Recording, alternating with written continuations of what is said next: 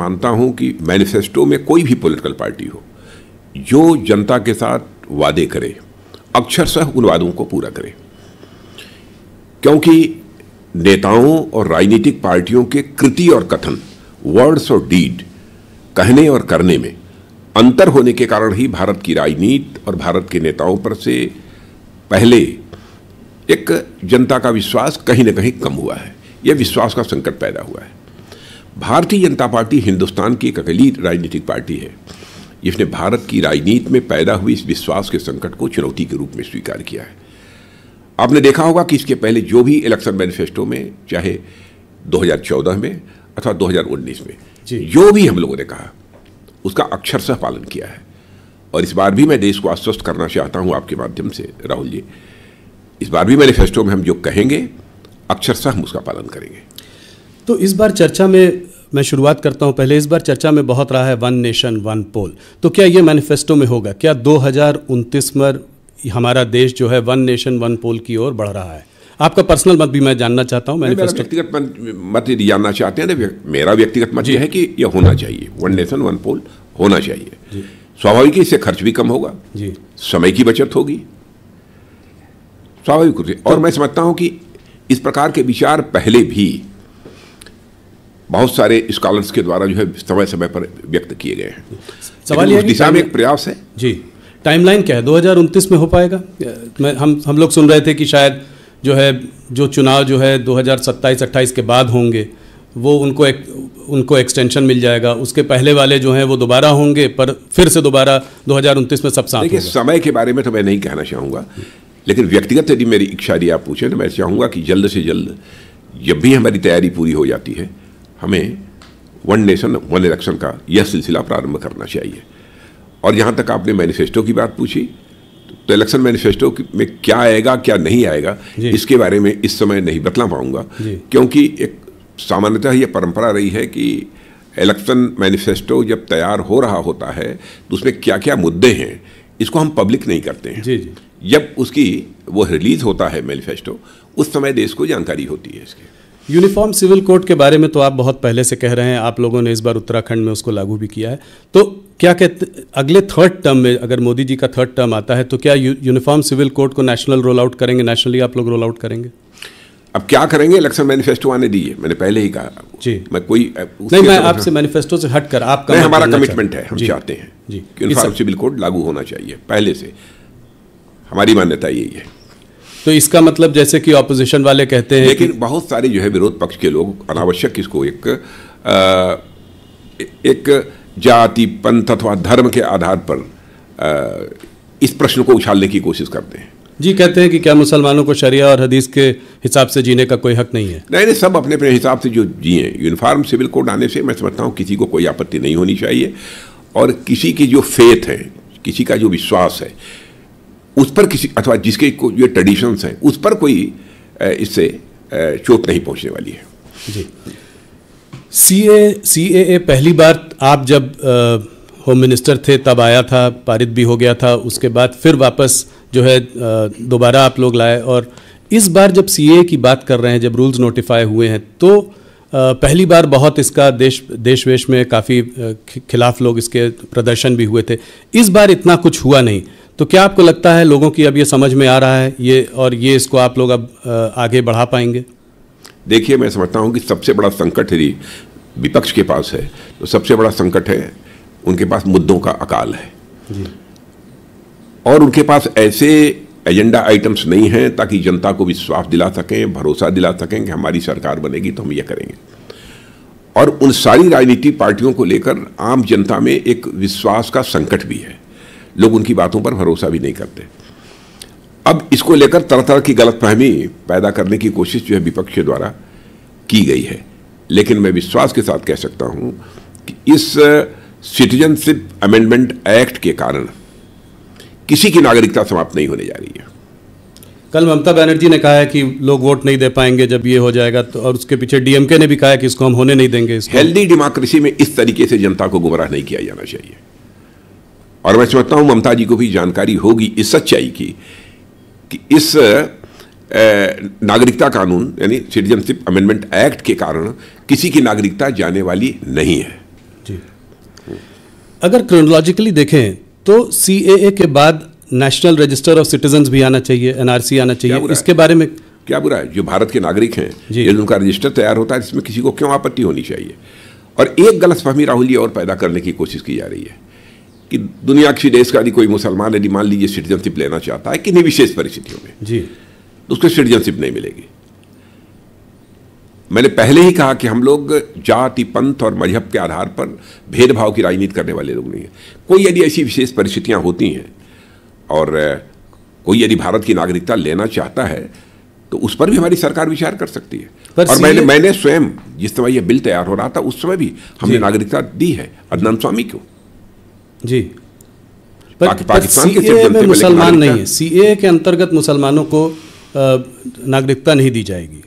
CAA के उसके अंदर मुसलमान तो है नहीं, परिस्थितियों पर निर्भर करता है। जी, तो एनआरसी आप कह रहे हैं कि आएगा अगले, उसको भी आप लोग लेकर आएंगे अगले टर्म में। आप उसमें आप कह रहे हैं कि उसमें क्या? वैसे एनआरसी से किसी को भय नहीं लगना चाहिए जी। अनावश्यक किसको लेकर हुआ खड़ा किया जा रहा है, लोगों के अंदर भय पैदा करने की कोशिश की जा रही है जी। और मैं समझता हूं विपक्ष को इन सब सारी चीजों से, अफवाहों से बचना चाहिए। विपक्ष को भी यदि राजनीति करनी चाहिए तो तथ्यों के आधार पर, अनावश्यक जनता की आंखों में धूल झोंक कर राजनीति नहीं करनी चाहिए। विपक्ष के अंदर भी वह दमखम होना चाहिए कि यदि राजनीति करनी है तो जनता की आंखों में धूल झोंक कर राजनीति न करें, बल्कि जनता की आंखों में आंख डालकर राजनीति करें। जी, बड़ा बयान है आपका। मंदिर वहीं बनाएंगे, आपका बहुत बड़ा बयान था, बहुत बड़ी आपकी प्रॉमिस थी जो आपने जनता के सामने जो करके दिखाया। एक और आपका नारा था, एक और आपका नारा है कि अभी तो ये झांकी है, मथुरा काशी बाकी है। तो इसको आप कैसे देखते हैं इस वक्त? क्या अगले कार्यकाल में इस पर भी काम आगे बढ़ाया जाएगा? आपने इलेक्शन मैनिफेस्टो की जो बात की थी, इलेक्शन मैनिफेस्टो में जो था जी वो हम लोगों ने किया है जी।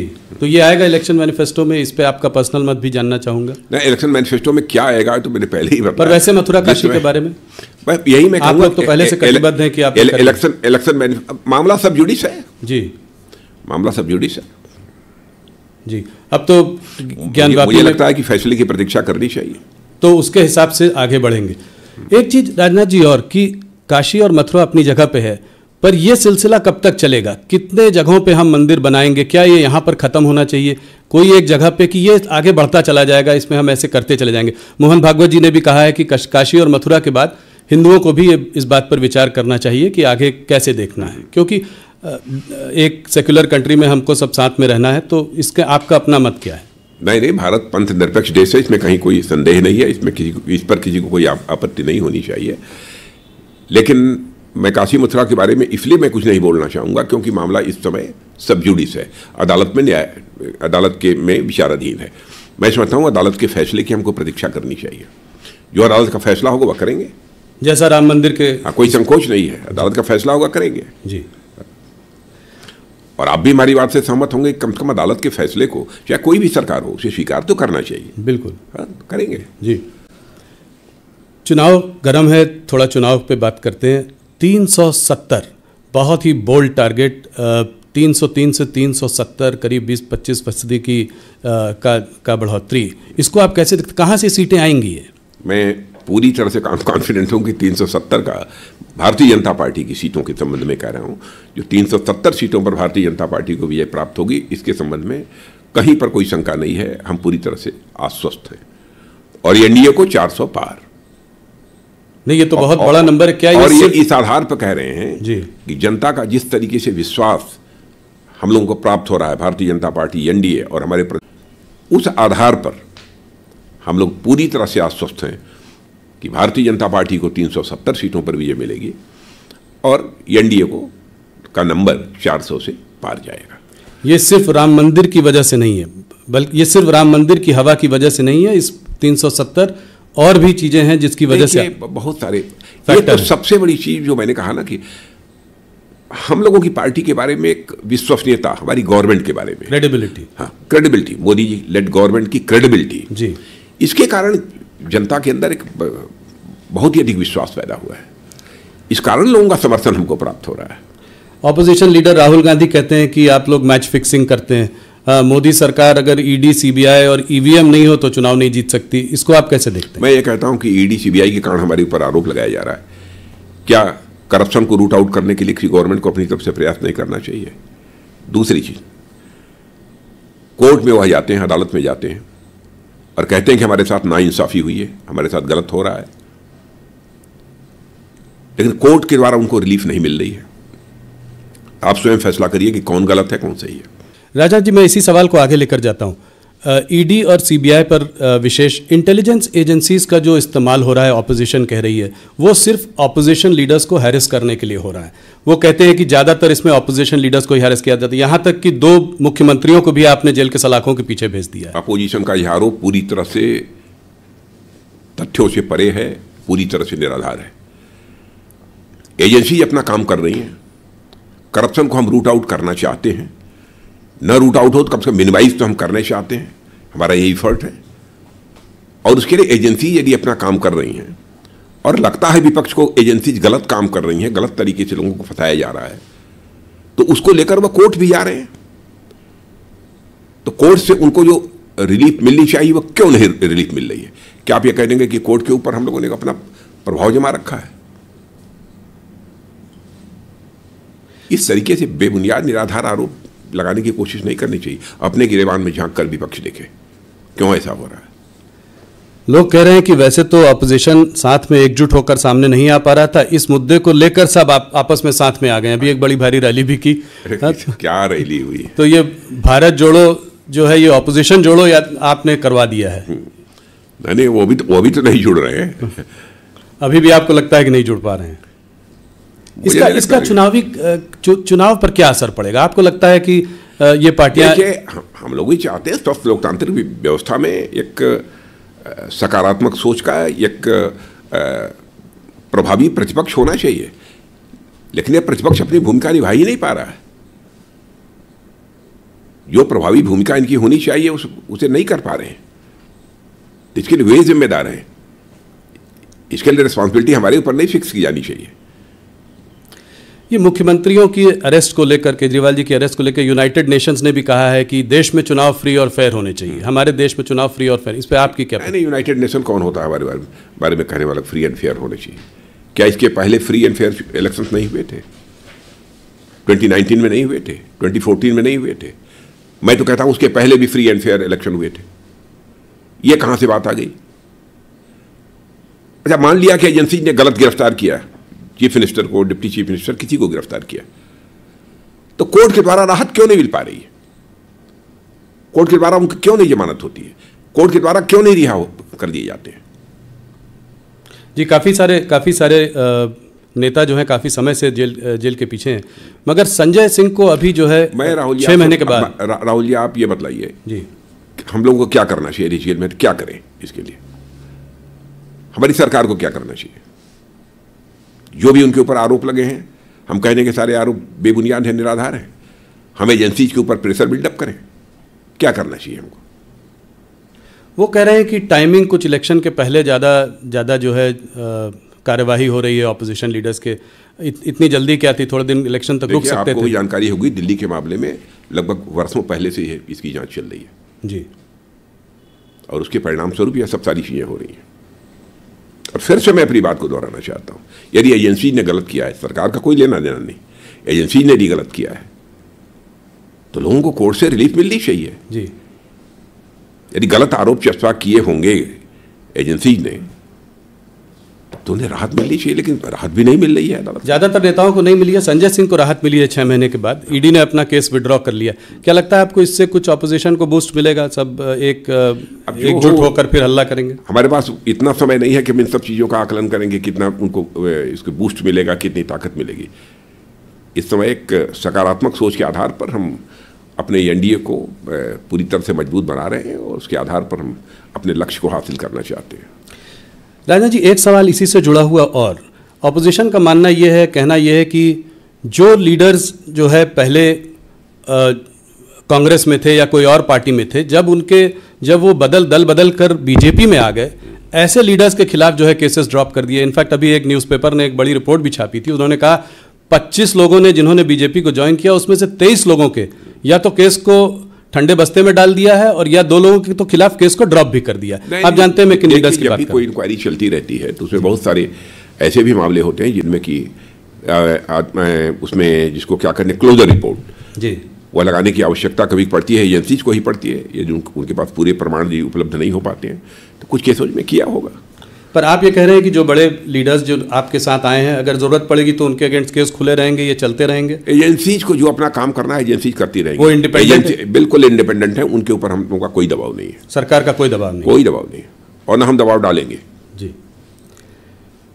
अब राहुल गांधी और ऑपोजिशन वाइट वॉशिंग की बात करते रहते हैं कि ये सब जब जैसे ही दल बदल के बीजेपी के पास वापस जाते हैं तो केस ड्रॉप हो जाते हैं। देखिए, राहुल गांधी को सच्चाई को भी समझना चाहिए, उनकी भी सरकारें पहले रही हैं इस आज़ाद भारत में। शायद ही ऐसी कोई सरकार रही हो जिस सरकार के ऊपर, कांग्रेस की सरकार के ऊपर भ्रष्टाचार के आरोप न लगे हों, कांग्रेस अथवा यूपीए जी, जिस पर भ्रष्टाचार के आरोप न लगे हों। सरकारें तो ऐसी भी रही हैं जिसमें कि मंत्रियों पर लगे भ्रष्टाचार के आरोपों के कारण लोगों मंत्रियों को जेल की हवा खानी पड़ी है जी। लेकिन 10 वर्षों का समय गुजर गया हमारी सरकार को काम करते हुए मोदी जी के नेतृत्व में। यही विपक्ष एक भी आरोप हमारी सरकार के ऊपर नहीं लगा पाया जी। तो उनकी सरकारों में हमारी सरकारों में सबसे बड़ा अंतर यह है। राजनाथ जी, एक दूसरा गर्म मुद्दा इस चुनावों के पहले वो है इलेक्टोरल बॉन्ड्स का मुद्दा, जिसको कि सुप्रीम कोर्ट ने अनकॉन्स्टिट्यूशनल बताया। तो आपका मैं पर्सनल मत जानना चाहता हूं कि आप लोगों ने जब ये इंट्रोड्यूस किया था तो क्या सोचकर किया था? इससे क्या ब्लैक मनी जो है वापस सर्कुलेशन में ज़्यादा आएगा और आने वाले समय पर आप लोगों की सरकार की जब थर्ड टर्म आएगा तो क्या प्रतिक्रिया रहेगी, कुछ इस पर आप एक्शन लेंगे? राहुल जी, यदि कोई किसी पार्टी को चुनाव देता है, इसकी जानकारी भी हो जाती है तो क्या आपत्ति है? यह बुरी बात है?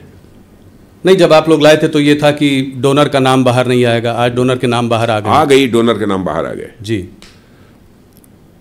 तो नहीं, कैश जनरेशन ज्यादा होगा, अब लोग जो है कैश देंगे। अब देखिए, भविष्य बतलाएगा कि हम लोगों ने जो ये स्कीम लागू की थी, बाढ़ की स्कीम, वो कितनी सही थी, ये समय बतलाएगा।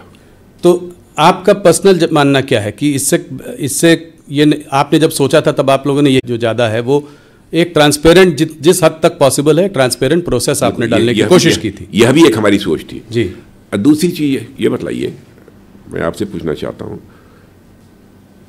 कि कहा जाता है कि इलेक्टोरल बॉन्ड किसका है, किस कंपनी के द्वारा दिया गया है, किस कैपिटलिस्ट के द्वारा दिया गया है, इसकी जानकारी होनी चाहिए। कल तो कोई यह भी कहेगा किसने किस पॉलिटिकल पार्टी को वोट दिया है, इसकी भी जानकारी दी जानी चाहिए। क्या इसे आप स्वीकार करेंगे? कोई भी देश जहां पर हेल्दी डेमोक्रेसी होगी इसको स्वीकार करेगा कि कोई अपना मत किस पॉलिटिकल पार्टी को दे रहा है, किस व्यक्ति को दे रहा है, इसका भी डिस्क्लोजर होना चाहिए। जी नहीं, ये स्वीकार नहीं करेगा, मगर ये मुद्दा थोड़ा अलग है इस मायने में कि लोगों का ये मानना है कि ऐसा भी हो सकता है, जो कि ऑपोजिशन कह भी रहा है कि करीब 4,000 करोड़ रुपए इलेक्टोरल बॉन्ड जो खरीदे गए वो रेड्स होने के बाद 14 कंपनीज पर रेड हुआ, रेड होने के तुरंत बाद इलेक्टोरल बॉन्ड्स खरीदे गए। तो ये एक तरीके से जिसको कि ऑपोजिशन कह रहा है, राहुल गांधी हफ्ता वसूली कह रहा है, कोई कह रहा है चंदा लेने का तरीका है, हालांकि उनको भी मिला। ये मतलब मान, मुझे जानकारी नहीं है लेकिन आप ये कह रहे हैं तो मैं मान लेता हूँ जी। लेकिन क्या ये कर देने के कारण उनके केसेज बंद हो गए?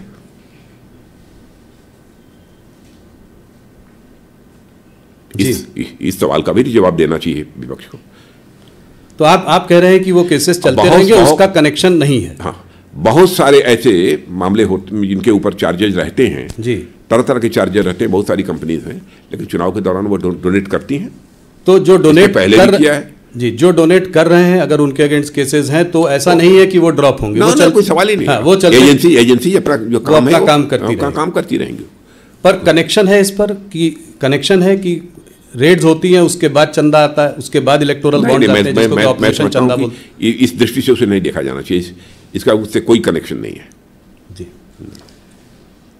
इससे हटकर दूसरे मुद्दों पे आते हैं। भारतीय जनता पार्टी हरदम कहती है, आप लोग कहते हैं कि आप पार्टी विद अ डिफरेंस हैं, आप अलग हैं, जैसा आपने भी कहा आपकी कृति और कथन में जो है जो आप कहते हैं वो आप करते हैं, क्रेडिबिलिटी। इसके बावजूद देखा यह जा रहा है कि आपने तमाम नेताओं को दूसरी पार्टी से अपनी पार्टी में शामिल किया है, उनको अट्रैक्ट किया है। कुछ लोगों के ट्रैक रिकॉर्ड भी शायद इतने अच्छे न रहे हों, कुछ परिवारवादी पार्टी भी हैं कुछ स्टेट्स में जिनको आप उसके हरदम खिलाफ रहे हैं। इसको आप कैसे देखते हैं? ये एक्सोडस जो कांग्रेस से बीजेपी में हो रहा है या अन्य पार्टियों से जो लोग शामिल हो रहे हैं बीजेपी में, इसको आप कैसे देखते हैं? क्या इसमें आपके कार्यकर्ता में भी रोष है? हमारे कार्यकर्ताओं में कोई रोष नहीं है। इसे तो कम से कम स्वीकार करेंगे कि हमारी पार्टी की विश्वसनीयता, हमारी पार्टी की साख ये बड़ी है जी। और स्वाभाविक रूप से दूसरे राजनीतिक पार्टियों के लोग भी हमारी भारतीय जनता पार्टी की सदस्यता स्वीकार करने के लिए उत्सुक हैं। तो इसे तो सचमुच सकारात्मक नजरिए से देखा जाना चाहिए। जी, जो पार्टी जीत रही है, जो पार्टी पावर में है, उसको तो हर आदमी ज्वाइन करना चाहता है, मगर आप लोग एक फिल्टर लगाते हैं कि इसको लेंगे, इसको नहीं लेंगे। ऐसा नहीं है। लंबे समय तक हम लोग विपक्ष में काम करते रहे और कांग्रेस लंबे समय तक सत्ता में थी इस देश में जी, लेकिन हम लोगों ने तो नहीं कांग्रेस ज्वाइन किया। इन राजनीतिक पार्टियों को भी इंट्रोस्पेक्ट करना चाहिए जो इस प्रकार के आरोप लगा रही हैं कि ऐसा क्यों हो रहा है। उनको अपना आत्मनिरीक्षण करना चाहिए। केवल आरोप के लिए आरोप नहीं लगाए जाने चाहिए जी, आरोपों के पीछे भी तथ्य होने चाहिए। जी राजन जी, एक और मुद्दा जो कि पिछले 4-5 सालों में रहा है और वो है एक फार्मर एजिटेशन का मुद्दा। पहले आप फार्मर के लिए एक नया कानून लेकर आए, फिर आपने उस कानून को विड्रॉ किया। अभी हाल फिलहाल फिर प्रदर्शन हो रहे हैं, फार्मर एजिटेशन हो रहा है। तो ये बीजेपी जो है फार्मर्स को, किसानों को, और आप तो खैर किसान परिवार से आते हैं, तो अपना जो ये कम्युनिकेशन कुछ गैप हो रहा है कि आप अपनी बात जो है उनके सामने ठीक से रख नहीं पा रहे हैं। वो समझ जो फार्मर से संबंधित बिल था जो विड्रॉ करना पड़ा जी, मैंने हम लोगों को भी लगा कि शायद हम उनके हित के लिए ले आए थे जी, ये किसानों के हित में था, लेकिन शायद जिस तरीके से उन्हें कम्युनिकेट किया जाना चाहिए था, जिस तरीके से ये बात उन तक पहुंच जानी चाहिए थी, शायद नहीं पहुंच पाई जी। क्योंकि बहुत लोगों का मानना है कि बोल्ड रिफॉर्म था। हाँ, बहुत लोगों का मानना है बोल्ड रिफॉर्म था, फार्मर्स के लिए बहुत अच्छा था, मगर उसके बावजूद उसको हटाना पड़ा। और तो वही ना समझा नहीं पाए। शायद उसके लिए और समय चाहिए था ताकि हम किसानों को समझा पाते, उनके साथ और डायलॉग की जरूरत थी। शायद वो खुद भी समझ जाते। हो सकता है भविष्य में वही किसान ये मांग करें कि जो बिल वापस लिए गए थे उन बिलों को प्रभावी किया जाए। तो आप लोग उनसे इस बारे में बात करने की, उनको समझाने की कोशिश जारी रखेंगे? देखिए, हम लोगों की बात तो बराबर किसानों से होती रहती है। अभी पंजाब के कुछ किसानों ने जो आंदोलन किया था, आपने देखा होगा 3-3 मंत्री हमारे बराबर उनसे संवाद करने के लिए पंजाब में जा रहे थे, बराबर गए जी, और 4-4, 6-6 घंटे तक बातचीत की जी। हम इस देश के किसानों के साथ अपना संवाद नहीं तोड़ना चाहेंगे। तो आपके लिए क्या मैसेज है? किसानों का हित हमारे लिए सर्वोपरि है जी। आपसे सुनना चाहूंगा कि आप क्या कहना चाहते हैं देश के किसानों को। नहीं, देश के किसानों को मैं यही कहना चाहता हूं कि देश के किसानों की आमदनी बढ़े जी, उनको उनकी फसल की उचित कीमत मिले जी, ये हमारी सरकार की सोच है। फार्मर इनकम को डबल करने की जो बात करते थे वो वैसे ही चालू है। बिल्कुल, फार्मर्स इनकम को जो डबल करने का जो हम लोगों का संकल्प है वह काफी हद तक पूरा हुआ है, आगे और पूरा होगा। राजनाथ जी, आप देखते होंगे प्रधानमंत्री किसान सम्मान निधि के अंतर्गत जी जी किसानों को असिस्ट करने के लिए, ताकि अपनी फसल यदि वह कुछ उगाना चाहते हैं अथवा कोई नई फसल डालते हैं तो उसमें बहुत सारी फर्टिलाइजर की ज़रूरत होती है, पानी की ज़रूरत होती है, कीटनाशक दवाओं की ज़रूरत होती है। कहीं ऐसा ना हो कि पैसे के अभाव में ये सब सारे काम वो न कर सकें जी, ये दवाएं, खाद या सब न खरीद सके। इसलिए प्रधानमंत्री किसान सम्मान निधि के अंतर्गत 6,000 रुपया प्रतिवर्ष किसानों को हमारे प्रधानमंत्री जी मुहैया भी कराते हैं जी। 370 का बोल्ड टारगेट है आपके सामने। इस बार आप लोगों को बड़ी उम्मीद है कि साउथ इंडिया से जो है वहाँ से आपके पास काफ़ी सीटें आएंगी। तो पिछली बार लगभग 130 सीटों में आपके पास कुछ 29 सीटें थी, उसमें से 25 कर्नाटका से आई थी, 4 तेलंगाना से। इस बार आप इसको कैसे बदलते देख रहे हैं? कहाँ से और सीटें आएंगी? नहीं, कर्नाटक का तो मान लीजिए 28 के 28 सीटों पर भारतीय 28 से 28। अभी कुछ ही महीनों पहले आप बुरी तरीके से चुनाव हारे हैं वहाँ पे विधानसभा। मैं कह रहा हूँ विधानसभा के चुनाव, लोकसभा के चुनाव की बात छोड़िए जी, बहुत सारे ऐसे राज्य हैं जहाँ पर कि विधानसभा के चुनाव में कांग्रेस को कामयाबी हासिल हुई थी, लेकिन भारतीय जनता पार्टी ने पिछले चुनाव में वहाँ पर लोकसभा के चुनाव में स्वीप किया। कर्नाटका में आप 28 से 28 तो दे रहे हैं, मगर अंदर इंट्रा पार्टी आपकी काफ़ी लड़ाई झगड़ा, मनमुटाव चल रहा है। उसके बावजूद आप कह रहे हैं कि सारी सीटें आप लेकर आएंगे। वहीं पर कोई लड़ाई झगड़े नहीं है, और इस बार तो जेडीएस के साथ समझौता भी है जी। हमारी ताकत पहले से भी कर्नाटक में बढ़ी है। तो 28 में 28। तमिलनाडु, केरला, यहाँ पे अकाउंट खुलेगा आपका? अकाउंट ही नहीं खुलेगा, बल्कि अच्छे खासी संख्या में हम सीटों पर विजय भी प्राप्त करेंगे। कहाँ? तमिलनाडु में? तमिलनाडु में करेंगे इस बार। इस बात और रिजल्ट आने के बाद फिर राहुल जी मिलेंगे हम लोग। नहीं जरूर मिलेंगे। पर कितनी सीटें देते हैं आप यहाँ पे, तमिलनाडु में खास करके कितनी सीटें? नंबर ऑफ सीट्स के बारे में तो मैं नहीं कहूँगा जी, लेकिन ठीक ठाक मिलेंगी। जहाँ बिल्कुल हमको शून्य मिलती थी पहले, इस बार तमिलनाडु में हमको विजय प्राप्त होगी। क्योंकि एग्जैक्टली ये बताना कि इतने सीटों पर हमको विजय प्राप्त होगी।